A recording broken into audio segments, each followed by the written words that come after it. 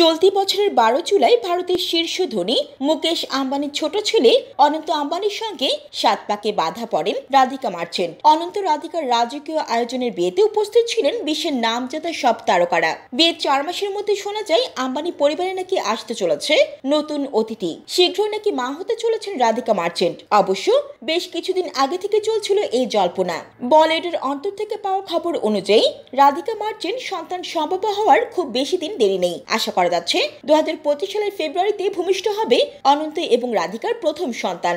যদিও আম্বানি পরিবারের তরফ থেকে এমন কোনো কথা নিশ্চিত করা হয়নি। কোনো মহল এটাকে ভুয়া বলে দাবি করছেন। কিন্তু ফের শিরোনামে রাধিকা। বিয়ের পরে এই প্রথমবার নিজের নাম বদলে ফেলেন আম্বানি পরিবারের ছোট বউ। সামাজিক মাধ্যমে নিজের নাম রাধিকা মার্চেন্ট থেকে বদলে রাধিকা আম্বানি করেন তিনি। এই বদলটি সামনে আসতে শোরগোল নেট মাধ্যমে।